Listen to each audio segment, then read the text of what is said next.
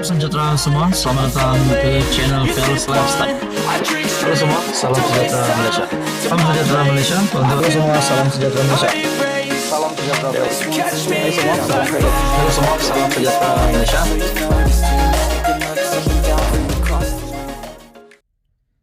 Salam sejahtera Malaysia. Selamat datang ke channel Fels Lifestyle. Satu isu hangat. Satu artikel daripada Harapan Daily yang menyebut kepimpinan PAS ataupun yang menyebut nama PAS di dalam artikel yang panas ini yang bertajuk Ustaz PAS teruk dikecam, minta derma orang ramai untuk baiki kereta. Sebelum kita mulakan, mohon bantu channel ini dengan menekan butang like. Anda juga dipersilahkan untuk share video ini dan tekan butang subscribe. Seorang Ustaz PAS dikecam selepas meminta derma orang ramai untuk membaiki kereta milik syarikatnya yang terlibat dalam kemalangan. Menerusi hantaran di Instagram, kereta milik pasukan media Ustaz Ahmad Dusuki Abdul Rani dikatakan terlibat dalam kemalangan dan memerlukan sekurang-kurangnya Rm5.000 untuk kos pembaikan. Ahmad Dusuki dalam hantaran itu berkata, dia memerlukan 1.000 penderma untuk menderma sekurang-kurangnya Rm5. Pencarian 1.000 orang penyumbang yang bermurah hati ingin menyumbang Rm5 bagi kos pembaikan kereta media UAD Ustaz Ahmad Dusuki. Kemalangan yang melibatkan kereta ini pada akhir September lepas agak parah apabila melibatkan bahagian depan dan belakang kereta. Kini kami menggunakan kenderaan pihak lain yang juga perlu dibayar kos sewanya. Kami dimaklumkan oleh pihak bengkel bahawa kos yang diperlukan sekitar Rm3.000 sehingga Rm5.000 untuk membaiki seluruh kerosakannya. Ahmad Dusuki mendakwa pihaknya tidak membuat tuntutan daripada insurans disebabkan beberapa masalah teknikal. Untuk itu beliau merayu sekiranya ada insan yang sudi menyumbang untuk membaiki pengangkutan media Ustaz Ahmad Dusuki. Selain turut menyertakan 2 akaun bank untuk meminta derma. Semoga setiap sumbangan ini untuk memudahkan kerja-kerja dakwah, menyumbang juga kepada kemudahan kita di sana nanti. Bagaimanapun, rata-rata netizen mengecam tindakan penceramah tersebut yang dilihat bermudah-mudah menagih wang orang ramai. PAS terkenal dengan jolokan parti Tin Milo kerana sering meminta derma untuk membiayai segala gerak kerja parti mereka. Justru tindakan Ahmad Dusuki meminta derma untuk membaiki kereta tidak disenangi pengguna media sosial. Perbezaan bila ditimpa musibah, orang susah usahakan dapat duit. Ustaz pula minta orang. Komen Lutfi Zulkifli. Ustaz, kereta saya pun tengah rosak. Boleh kutipkan derma untuk saya? Sindir pengguna Virus Saleh.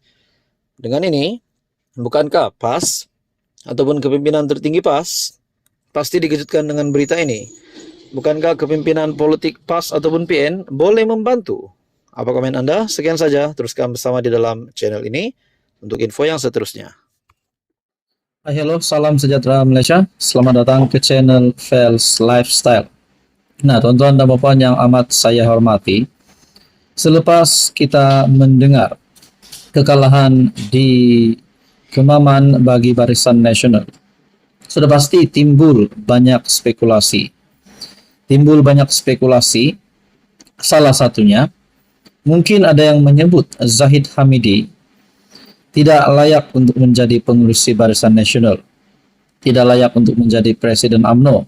Bahkan selepas kekalahan Barisan Nasional yang teruk pada PRU15, di dalam kalangan kepimpinan UMNO sendiri, Ismail Sabri juga sebagai Naib Presiden UMNO juga ada menggesa Ahmad Zahid untuk mendengar luahan-luahan daripada kepimpinan UMNO yang menggesa Zahid untuk letak jawatan. Nah, tuan-tuan dan puan, selepas kekalahan Barisan Nasional untuk pilihan raya kecil Kemaman, Muhyiddin Yassin juga membuat kenyataan bahwa terdapat tren peralihan undi daripada penyokong-penyokong Barisan Nasional kepada parti PAS, khususnya kita bercakap tentang di pilihan raya kecil Kemaman. Nah, saudara-saudara, Muhyiddin berkata bahwa dalam amaran untuk Barisan Nasional nilai semula kerjasama dengan Pakatan Harapan.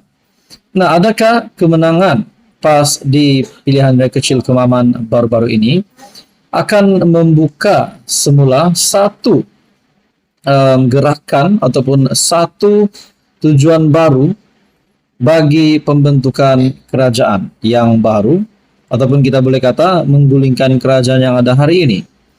Nah, saudara-saudara, ada yang kata, mungkinkah di samping Datuk Seri Anwar Ibrahim kebelakangan ini, baru-baru ini ada menyebut tentang rombakan kabinet, adakah selepas Barisan Nasional kala di Kemaman menjadi kesan kepada politik di Malaysia?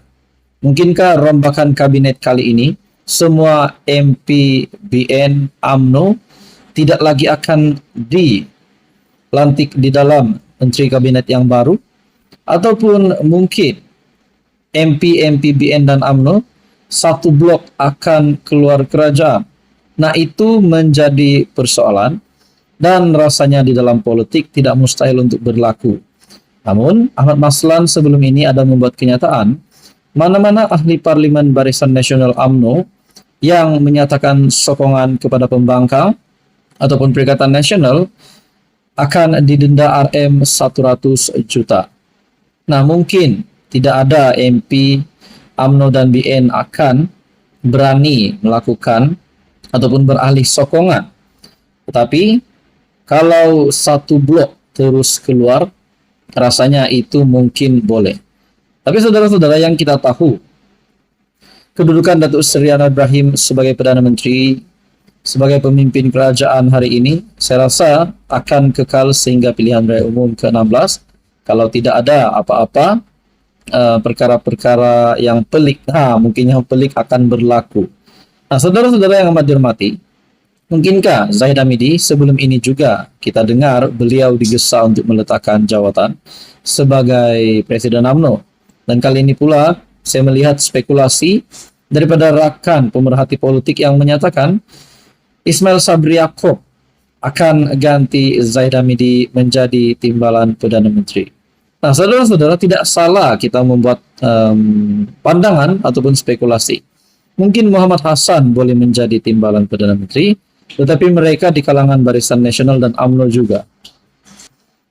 Dan mungkinkah ada lagi nama-nama yang lain yang mungkin akan menggantikan Zahid Hamidi sekiranya benar-benarlah berlaku ahli parlimen Barisan Nasional UMNO ataupun